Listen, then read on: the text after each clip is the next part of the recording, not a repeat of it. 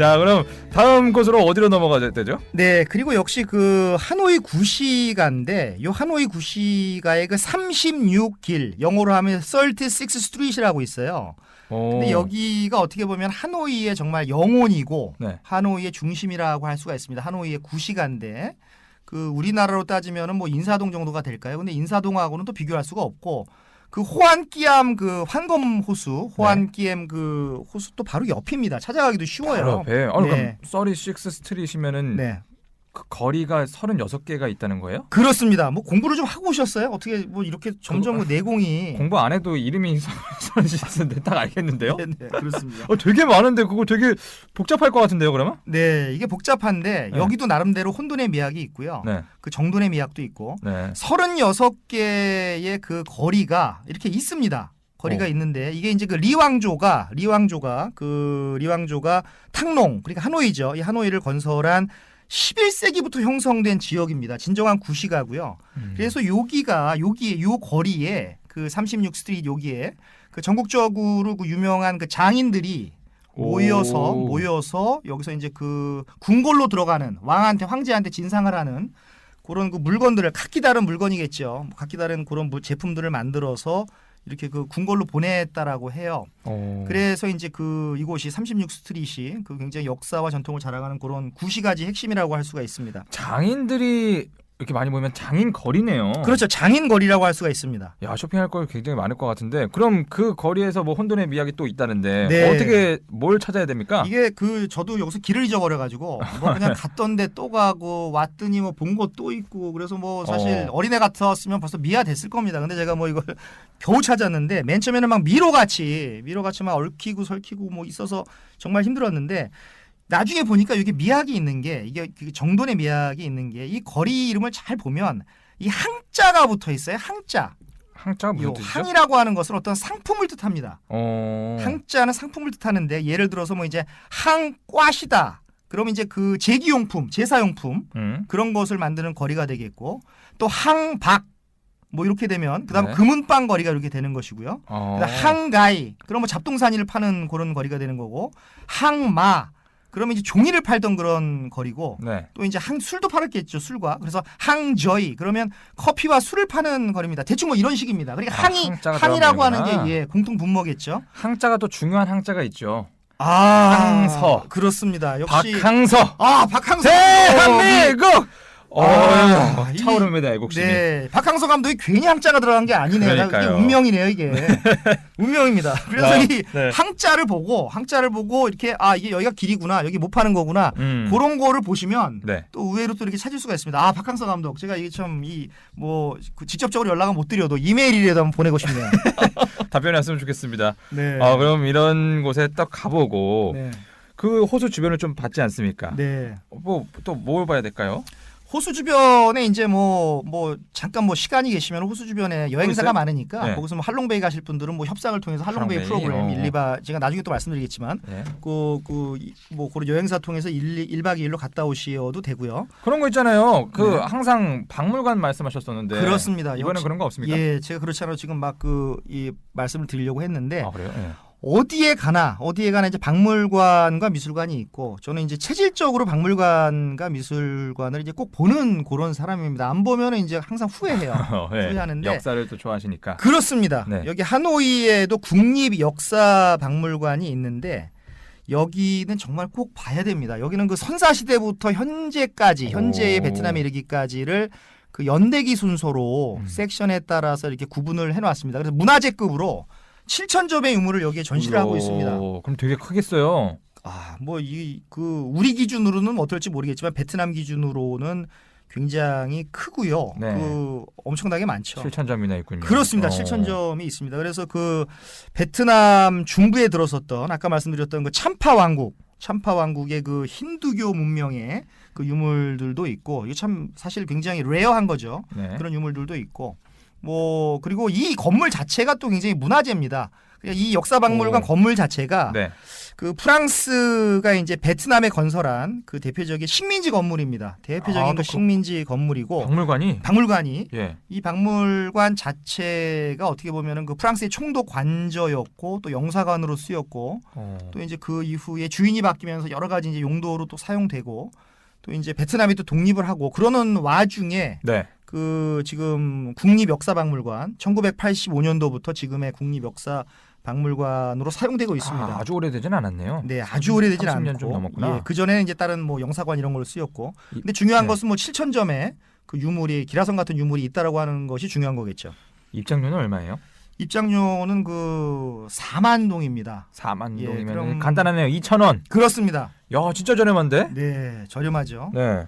2,000원 내고 이제 이런 그 문화를 보는 거니까요. 네. 그래서 뭐 저는 이렇게 생각을 합니다. 그 매번 이 방송을 할 때마다 팟빵을 할 때마다 제가 말씀드리는 거지만 박물관을 보지 않으면 그 여행의 의미가 좀 퇴색이 된다. 뭐 이렇게 됩니다. 그래서 저는 그 사실 여기도 이제 뭐 그 이렇게 마음 놓고 보면은 며칠씩 걸리는데 뭐 그렇게 하지 않더라도 뭐 박물관은 보는 게 그 좋은 것 같습니다. 야, 그럼 제가 박물관은 꼭 가보는 걸로 하노이 가면 네. 약속을 드리겠습니다. 네. 다음은 하노이 고성도 옆에 있는데 저는 하노이 고성 네. 하노이 성이 있습니다. 하노이 성하고 박물관하고 두 개 중에 하나를 택하라. 네. 저는 박물관을 택하겠습니다. 전 2개 다 가겠습니다. 예, 2개. 시간 많이 두고 네. 2개 다 갈게요. 알겠습니다. 그럼 2개 보고 네. 어디를 볼까요 또? 그리고 저는 그 다음에 제가 간 곳은 그 문묘가 있습니다. 누구의 문묘겠습니까? 문묘. 모르겠는데요. 바로 그 공자의 그 문묘입니다. 공자요? 예, 공자. 아니 공자가 베트남에 있나요, 시신이? 그 전 세계적으로 공자를 공자 네. 선생님이라 그래야 되나요? 공자죠. 네. 공자를 그 공자의 제사를 지내는 나라가 그 베트남하고 한국밖에 없습니다. 또 우리나라에서도 또 예, 우리나라에서도 그 그 공자의 제사를 지내고요. 네. 그리고 베트남에서도 이제 공자의 제사를 지냅니다. 전 세계 중국도 공자의 제사를 안 지내는데 지금 베트남에서 공자의 제사를 지낸다라고 하는 것이 왜 그런 거예요? 유교 문화의 어떤 공통 분모가 되겠죠. 그래서 베트남 뭐 공자 선생님이 베트남에서 죽은 건 아니지만 네. 그 공자의 문묘가 있는데 이게 중국의 산동성에 그 취푸란 데가 있는데 그 취푸라는 데 세운 공자묘를 네. 본떠서 이제 그 베트남 하노이에 만든 겁니다. 그러니까 베트남이 말씀드렸듯이 베트남이 그 유교 사회였다고 하는 것을 보여주는 것이고 뭐 우리나라에서도 그 제사를 지낸다. 이게 그 중요한 포인트가 아닌가 싶습니다. 유교 사회면은 베트남에서도 좀 노인 공경 이런 걸 좀 볼 수 있나요? 그렇습니다. 베트남에서도 그 유교 공자묘가 있는 나라니까요. 그 네. 장유유서 같은 거, 장유유서 같은 그러니까 뭐죠? 장유유서가 어떤 뜻이 되죠? 그러니까 뭐 순서가 있다라는 것이죠. 그러니까 늙은 사람과 젊은 사람은 순서가 있다라고 하는 것인데 장유유서에 이런 그 가치가 있고요. 네. 또 그런 것을 사회적 가치로 이렇게 실천을 하고 있는 그런 그 나라입니다. 그래서 자리도 되게 잘 내드리고 막 그러나요? 그렇습니다. 그래서 버스는 제가 딱 한 번밖에 못 타봤습니다. 그 너무 어려서 한 번 타봤는데 정말 저는 그 광경을 봤습니다. 그 지팽이를 짚고 네. 어떤 할머니가 이렇게 타시니까 젊은이가 이렇게 일어나고 이렇게 자리를 양보하는 걸 보면서 야 역시 유교가 있구나. 유교가 베트남에는 있구나. 공자묘가 있을 만하다. 저는 이런 생각을 했습니다. 그럼 문묘는 어떻게 해봐야 될까요? 이 문묘는 참 뭐 보는 게 그렇게 뭐 쉽지도 않고 어렵지도 않은데 일단은 성벽에 그 문묘가 이렇게 그 감싸져 있는데 이제 5개의 뜰을 갖고 있습니다. 5개의 뜰을 가지고 있는데 그거를 뭐 다 볼 필요는 없고 그 4번째 출입문이 있습니다. 그 네. 5개 문 중에 뜰이 있는데 뜰이 있으니까 당연히 문이 있겠죠. 네. 그 뜰로 들어가는 문. 그래서 4번째 출입문이 이제 그 대성문이라는 문입니다. 대성문. 네. 대성문이라고 하는 문이 있는데 요 문을 지나면 여기에 이제 그 대성전이라고 하는 그 건물이 나오죠. 네. 그 건물이 나오는데 여기가 핵심입니다. 문묘에서는 여기가 핵심이에요.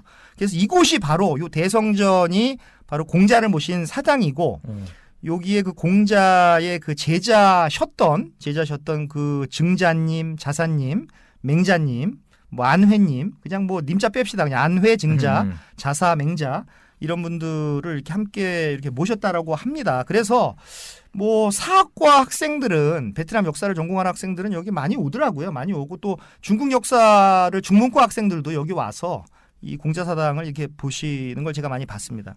저도 죽어서 외국에서도 뭐 이렇게 저 제사를 지내고 그러면 참 뿌듯할 것 같습니다. 네. 아니 그럼 호치민에 관한 묘도 중요할 것 같은데. 그렇습니다. 크게 있을 것 같은데요. 그렇습니다. 바로 그 공자묘보다 또 어떻게 보면 더 중요한 것이죠. 그렇겠죠. 예. 호치민 묘가 있습니다. 그 베트남의 국민 영웅 네. 그 묘가 있죠. 그럼 뭐 마지막에 유언을 어떻게 뭐라고 했나요? 네, 그래서 제가 서두에도 말씀드렸듯이 네. 그 첫 번째는 그 미군에 협력을 했다고 네. 그 보복하지 마라. 그리고 두 번째는 그 내 시신을 화장을 해서 그 북부, 중부, 남부로 좀 뿌려달라. 화장하면은 그러면 묘가 없을 텐데. 예, 그렇죠. 묘가 없는 게 맞죠. 네. 묘가 없는 게 많은데 그 시신을 그 후세들이 그 유언을 지키지 않고 나를 시신이 남아있으면 우상화가 되니까 그러니까요. 우상화 시키지 말라라고 하는 그것을 안 지켜준 거죠. 아하. 그래서 묘가 있는 겁니다. 약속을 또 지키기에도 좀 그렇고 네. 너무나 대단하신 분이기 때문에 그렇겠네요. 그렇습니다. 이분이 그 1969년 9월 2일 날 그러니까 그 독립을 못 보고 미국과의 전쟁에서 승리를 한 것을 못 보고 돌아가셨는데 1969년 9월 2일 날 돌아가셨는데 이제 이분이 그런 어떤 유언을 이렇게 남겼음에도 불구하고 그 후세들이 모스크바에 있는 붉은 광장에 레닌의 묘가 있거든요. 네. 그 레닌의 묘를 벤치마킹을 해서 1973년 9월 2일 그러니까 그 돌아가시고 나서 4년 후가 되겠죠. 네. 4년 후 그 호치민 주석의 생일에 공사를 시작을 해서 첫 삽을 떠서 1875년 8월 23일 날 그 완공을 한 그런 역사적이라고 해야 될까요? 그 역사적인 그런 묘입니다. 아니, 묘를 2년 동안 만들었네요? 묘를 거의 그렇죠. 2년 동안 만든 거죠. 아니 그럼 안에 어디에 시신이 있는 거예요? 네. 그래서 이 시신을 참 어떻게 보면은 이것을 계속 이제 어떻게 보면은 그 시신에 대한 예의는 저는 아니라고 보는데 이 소련 지금은 러시아죠. 그 러시아의 그 시신 보존 전문가를 불러서 그 시신을 방부 처리를 하게 됩니다. 썩지 말게. 부패하지 말게 그 방부 처리를 해서 이렇게 보존을 했다라고 합니다. 그래서 전쟁 중에는 그 방부 처리된 거를 시신을 갖고 다녔다라고 합니다. 실제적으로 시신을 막 갖고 다니다가 그러다가 이제 1975년 아까 제가 1875년이라 그랬나요? 1975년이라고 했나요? 1975년. 네, 1975년. 네, 1975년에 요 완공된 이 묘에 모신 거죠. 그러면 대체 얼마나 한 건가요? 몇 층 정도? 이게 3층 규모고요. 3층 규모고 이 화강암과 그 대리석을 이용해서 이 건설된 굉장히 웅장한 무덤입니다. 굉장한 거의 저는 황제급이라고 보는데요. 굉장히 웅장한 그 무덤이고 그 무덤에 이렇게 들어가시면 그 유리관 안에 그 방부 처리가 된 그 호치민 주석의 그 시신이 있습니다. 볼 수 있어요, 그러면? 그렇습니다. 시신을? 네.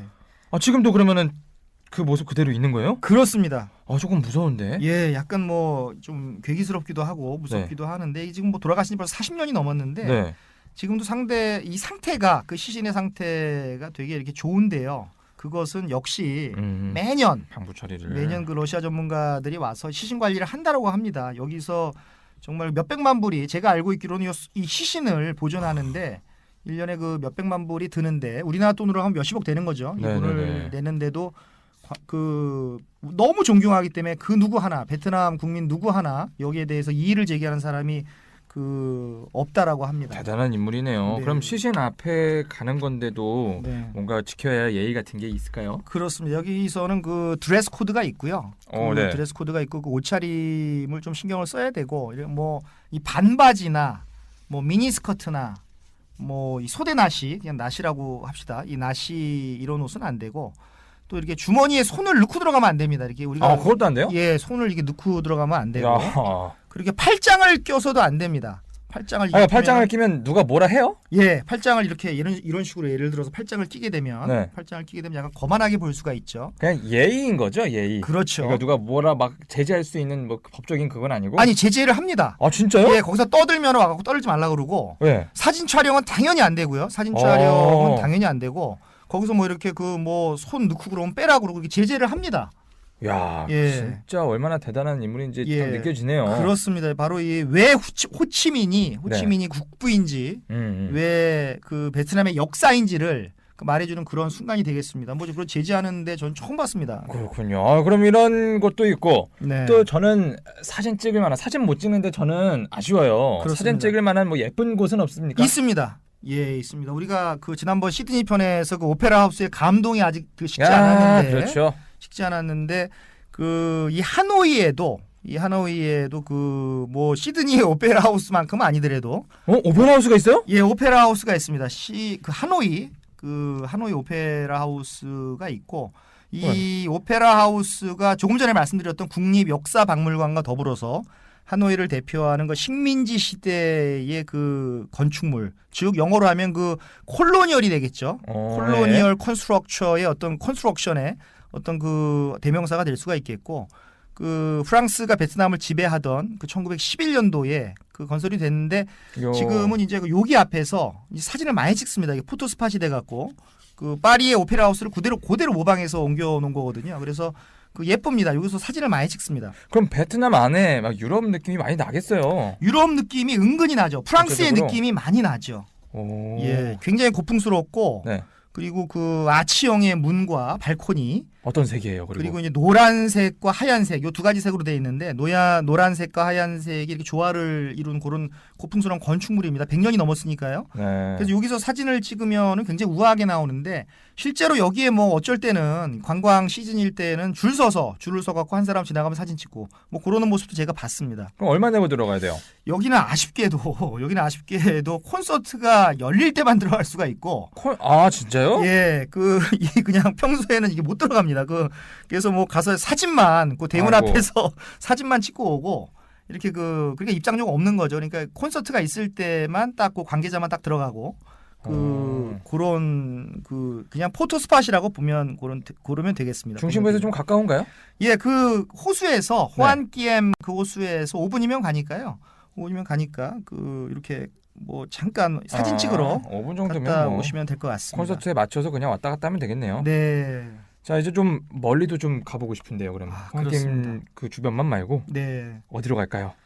역시 그 하노이에 간 모든 분들은 그 할롱베이, 우리 발음은 하롱베이죠. 이 하롱베이를 대부분 한 98% 이상은 그냥 당일치기로 잠깐 왔다가 가시는 분이 아니면 거의 98% 이상은 100명 중에 98명은 요 하롱베이에 저는 다녀오시는 걸로 알고 있고 저도 다녀왔습니다. 꼭 듣고 싶었어요. 얼마나 대단한 곳인지 소개 좀 한번 해주세요. 네, 이 하롱베이가 이 하노이에서 170km 정도 떨어져 있으니까. 아이고, 너무 먼데?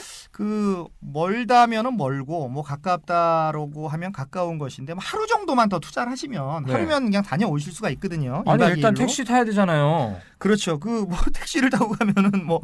엄청나게 비싸겠죠. 엄청나게 또 협상해야 되고 굉장히 비싼데 서울 대전거리를 가는 거니까요. 서울 대전거리를 가는 거니까. 그래서 아까 말씀드린 대로 그 호안기엠 그 호수 주변에 수많은 여행사가 있습니다. 수많은 여행사가 있는데 그 1박 2일 투어 프로그램이 있어요. 그 배 위에서 자는 겁니다. 진짜? 예, 그 배 안에서 그런 자는 투어 1박 2일 투어가 있는데 가격이 그 1박 2일 그 이렇게 음식 포함해서 60불 정도 됩니다. 음식이 어떻게 뭐 안에서 조리돼서 나오는 거예요? 예, 안에서 거기서 조리실이 다 있어서 배가 상당히 크거든요. 그 조리실에서 음식을 만들어서 그 뷔페식으로 마련을 합니다. 나오는 거니까 그 뭐 60불 선이면 괜찮지 않습니까? 가격이? 60불. 괜찮은 것 같습니다. 네. 그리고 물론 가격이 그렇습니다. 가격이 조금 이렇게 비싼 것들은 음식이 좀 약간 좋게 나오고 조금 가격이 좀 싸다 그러면은 뭐 고만고만한 걸로 나오고. 근데 저는 요 1박 2일 투어를 저는 갔습니다. 그래도 뭔가 배를 타고 배에서 자는데 조금 더 비싼 거 해도 되겠네요. 그렇습니다. 아니 이게 얼마나 예쁘길래 이게 다들 하롱베이 하는 거예요, 대체? 이 할롱베이가 그러니까 이 여행 책자 같은데 보면 1969개의 바위가 이렇게 그 바다 위에 펼쳐져 있다라고 하는데 제가 봤을 때는 이것은 뭐 일일이 센 거는 아닌 것 같고. 사실 더 많아 보입니다. 이 큰 것만 세워서 그런 것 같고 작은 이 바위까지 합치면 더 많은 것 같은데 어쨌든 여행 책자 같은 데 보면 1969개의 바위가 바다 위에 둥둥 떠 있는 어떤 그런 영상인데요. 이게 그 2011년에 그 세계 7대 자연 경관으로 선정이 됐습니다. 아, 7대? 그렇습니다. 세계 7대, 10대도 아니고 7대 자연 경관으로 선정이 됐고 중국의 그 계림, 꾸일린이라고 하죠. 꾸일린에 가면 기암괴석이 쫙 눈앞에 펼쳐지는데 그 꾸일린을 그대로 가져다가 바다 위에 심어놓은 꾸일린의 바다 버전이다. 꾸일린의 바다 버전이다라고 이렇게 말을 하시는 분이 있습니다. 저는 사실 꾸일린도 가봤는데 꾸일린보다 사실 더 좋았습니다. 바다 위에 있으니까 더 멋있었고 네. 그냥 생각을 해보십시오. 이 망망대해에 그 기암괴석들이 이렇게 쫙 그 포진해 있는데 마치 그 아름다운 노랫소리로 그 뱃사람들을 사공들을 유혹해서 이렇게 뭐 잡아먹었나요? 난파시켰다라고 하는 그 독일의 전설 사이렌의 전설이 저는 더 이렇게 생각이 났고 사실 네. 그거보다 예. 그 사이렌의 전설보다 더 몽환적인 그런 걸로 저는 다가왔습니다. 그 망망대해에 펼쳐진 기암괴석들 정말 아름답습니다. 어떻게 봐야 좀 제대로 볼 수 있을까요, 하롱베이? 예, 일단은 요 하롱베이의 그 전설이 있는데 요 전설이 빠질 수가 없네. 그렇습니다. 역시 아까 호수에도 네. 전설이 있었고 여기도 전설이 있는데 이 하롱베이 전설이 뭐 쉽습니다. 뭐 어려운 거는 아니고 그 역시 그 외적의 침입을 많이 받은 나라다 보니까 이제 뭐 육지로도 침입해 오고 바다로도 침입해 오고 뭐 이러지 않았겠습니까? 네. 근데 이제 바다로 침입해 오는 그 적을 그 막기 위해서 베트남의 수호신 용이 하늘에서 이렇게 내려옵니다. 내려와서 그 적들의 침입을 교란시키기 위해서 여의주를 확 뿜었대요. 야. 여의주 그냥 수십만 개가 나왔겠죠. 지금은 1969개라고 하는데 그거보다 더 많이 뿜었겠죠. 네. 수십만 개를 쫙 뿜었는데 그 여의주가 지금의 하롱베이다. 지금의 기암괴석이다. 지금의 비경을 만들었다.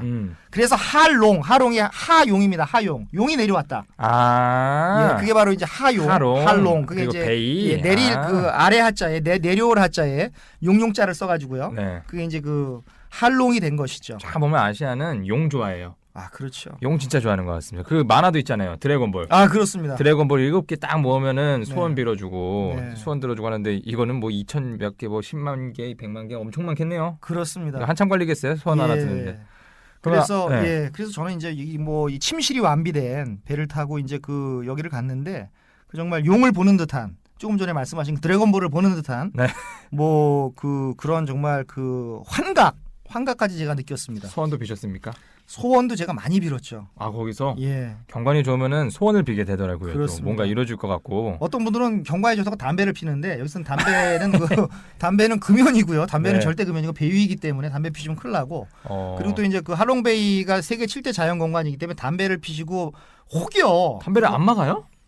담배를 만약에 피고 만약에 버린다. 만약에 그렇게 되면 이제 그 벌금도 내고 해야 되니까. 근데 일단 담배를 피게 되면은 일단 사람들이 와서 제지를 하죠. 그러니까 서양 사람들이 잘 모르니까 이게 담배를 피려고 하다가 이렇게 제지를 하면은 담배를 집어넣습니다. 근데 더군다나 하물며 몰래 피고 꽁초를 버렸다. 그러면 이제 그 큰일 나는 거죠. 서양 사람들이 많이 오나 봐요. 많이 보셨습니까? 서양 사람들이 대부분이고요. 동양 사람들보다 뭐 서양 사람들이 뭐 소문을 듣고 더 많이 오고. 세계 7대 자연경관이니까. 그렇습니다. 그걸 보러 오고 또 약간 그 서양인들은 좀 약간 비싼 프로그램을 좀 이용하는 것 같습니다. 좀 돈을 좀 많이 내는 것 같아요. 그러니까 멀리 왔는데. 그렇습니다. 보고 가야죠. 네. 그럼 서양 사람들도 사진도 많이 찍고. 네. 어떻게 즐기던가요? 여기서 사진을 많이 찍는데 사실 저는 뭐 창피한 얘기지만 저는 수영을 못 합니다. 저도요. 아이고 저런 그 수영을 못 하는데. 서양 사람들이 좀 역시 다이나믹하다라고 하는 것을 저는 여기서 느꼈는데 그 배 위에서甲板에서 그냥 뭐 수영복만 입은 채로 바다로 다이빙을 하는 거예요. 어이구 배가 높아요? 예, 배가 상당히 높죠. 배가 뭐 높이로 따지면은 적어도 한 20m 되죠. 거기서 뛴다고요? 예, 거기서 그냥 바다로 그냥 막 다이빙을 하는데 뭐 남녀노소 할 거 없이 그냥 동양 사람들은 좀 차분히 보고 있고. 서양 사람들은 막 빠지고 그래서 이게 뭐 이건 제 생각입니다만은 이게 동서양의 차이가 아닌가. 그래서 뭐 저는 뭐 수영을 못 하니까 이렇게 브라이언 한국인의 힘을 보여줬어야죠. 네. 가서 그 서양 사람들에게 20m에 아무것도 아니다. 막 백덤블링 한번 하셨어야죠. 네. 그러면 뭐 익사하겠죠. 뭐 그러다가 이제 저기 누가 그 구명조끼는 주는 거죠? 구명조끼는 줍니다. 그럼 제가 나중에 가서 한번 살짝 한번 뛰어보겠습니다. 네. 그리고 역시 이 투어의 그 백미는 물론 그 안에 침실이 다 있지만 에어컨 나오는 침실이 있지만 저는 갑판에 밤에 올라왔거든요. 가판에 밤에 올라와서 가판에서 예. 이렇게 그 별을 세면서 진짜 멋있겠다. 예, 이 별을 세면서 이렇게 별이 정말 많습니다. 공기가 좋아서 그런지. 그래서 가판에서 수건 하나 덮고 약간 추우니까 수건 하나 덮고 별을 세면서 저는 그 뭐 윤동주 그 시인의 뭐 서시는 기억이 안 나서 뭐 이렇게 하지만 어쨌든 읊조리면서 이렇게 잤습니다. 베트남에서 네. 윤동주 시인의 시를 네. 베푸면서 야, 그러면 야경이 진짜 기가 막힐 것 같습니다. 네, 여기 뭐 이 뭐 하노이 안에 있는 야경도 좋지만 이 할롱베이에서의 야경은 뭐 너무 좋고 네. 하노이에서의 야경도 뭐 얼마 전에 최고의 야경 포인트가 생긴 거는 아시죠? 모르겠습니다. 그 뭐 할롱베이 그 야경보다도 뭐 거의 뭐 흡사하진 않지만 그 뭐 거의 이렇게 견줄만한 그런 네. 하노이 야경이 있는데 하노이 시내에 그 2014년도에 완공된 그 롯데센터 하노이라고 하는 빌딩이 있어요. 하노이 롯데센터죠. 여기 하노이에, 65층인데요. 이 베트남에서 두 번째 높은 빌딩입니다. 그래서 여기 65층에 올라가서 그 하노이의 그 야경을 보면은 굉장히 아름다운 게 있죠. 근데 갑자기 할롱베이 얘기를 하다가 야경 얘기를 하셔가지고 제가 하노이 시내로 다시 돌아와서 그럴까요? 지금 이 야경 얘기를 좀 하는 겁니다. 그 롯데 센터가 있습니다. 65층에 올라가시면. 네. 근데 가격이 이게 좀 비싸요. 얼마인데요? 가격이 그 23만 동이거든요. 23만 동이면 예. 반으로 해서 2만 3천 만1,000 얼마 아니에요? 그렇죠. 12,500원. 그게 비싸지 않은 거 같은데 괜찮은데요? 그렇습니다. 12,500원인데 여기 네. 뭐 베트남 분들한테는 약간 부담이 될 수가 있는데 야경을 보시려면 여기 좀 뭐 가시면 좋을 것 같고. 안에 시설도 되게 좋겠네요. 네, 시설 좋고 밤 12시까지 하니까 네. 12시까지니까 이제 여기 가시는 게 좋고. 그리고 이제 깃발탑이라고 한 군데가 있는데 깃발탑은 높지는 않습니다. 깃발탑이 있는데 저는 여기를 갔다가 여기는 기분이 나빠서 좀 그냥 나왔습니다. 어떤 일이 있으셨길래? 여기서 깃발탑에 올라가서 좀 사진을 그 안에 있는 뭐 이런 것들 사진을 좀 이제 박물관도 거기 군사박물관하고 같이 있거든요. 네. 군사박물관하고 이렇게 깃발탑이라 그래서 이제 정말 깃발이 있습니다. 그 베트남의 국기가 이렇게 있는데 건물도 멋있고 그래서 갔는데 사진을 찍으려고 그러니까 돈을 더 내라는 거예요. 그런 데 되게 많네. 예. 제가 그런 것도 용납을 못하는 그런 성격이에요. 그래서 아니 돈을 이게 4만 동이나 받는데 4만 2천 원이나 받는데 들어갔더니 사진 찍는다고 돈을 더 내라 그러니까 네. 더 내라 그러니까 제가 거기서 좀 약간 뭐라 그럴까 그 가고 싶은 열정이 좀 없어져서 저는 롯데센터 한국 사람이라서 그런 게 아니라 네. 롯데센터 하노이 요 야경을 저는 권해드리고 그 전에는 역시 할롱베이. 네. 할롱베이는 뭐 낮의 풍경, 뭐 야경, 뭐 다 좋은 거라고 할 수가 있죠. 저는 이 브라이언이 그거 되게 싫어하시는 것 같아요, 정말. 네. 돈을 냈는데 어디서 돈을 더 낸다. 네. 그럼 진짜 완전 얼굴 빨개지실 것 같고. 그렇습니다. 화내실 것 같고. 예, 집에 갈래. 예, 저는 추금이라고 하나요? 추가 금액. 저는 추금에 저는 반대론자입니다. 그 한 번 내면 됐지. 그렇죠, 그렇죠. 뭐 계속 그 건 바이 건으로 내는 거는 정말 저를 화나게 잔돈도 없고. 네. 이 화나게 그 하는 것 같습니다. 알겠습니다. 잔돈은 어디서 써야 될까요? 그러면 잔돈 많으면? 잔돈 많으면은 되게 뭐 그런 걸 처리하기 되게 힘들더라고요. 그렇습니다. 뭐 잔돈은 뭐 사실 우리나라가 네. 이 화장실 인심이 가장 좋은데 베트남은 우리나라만큼 그 화장실 인심이 그 좋지가 않습니다. 그래서 그 잔돈은 그 길거리에 이동식 그 야외 화장실이 있거든요. 근데 이게 공짜가 아니라 돈 내고 이것도 다 돈을 내야 됩니다. 그러니까 그 어. 조금 부스러기 돈 이런 것들은 그 야외 화장실을 이용할 때 네. 그때 이렇게 약간 처리를 하시면은 그 좋지 않을까 그런 생각을 합니다. 우리나라도 예전에 그 화장실에 돈 내고 그 사용했었던 그런 시절이 있었잖아요. 있었습니다. 네, 예. 그게 작은 건 50원이고 네. 큰 건 100원이다 이랬었는데 그거 왜 그런지 아십니까? 왜 그렇죠? 큰 일을 보면 작은 일도 같이 보게 되기 때문에 더블로 받는다고. 갑자기 이 대한민국의 그 상식 밖의 세계사를 네. 또 한번 제가 오늘 크게 배웠습니다.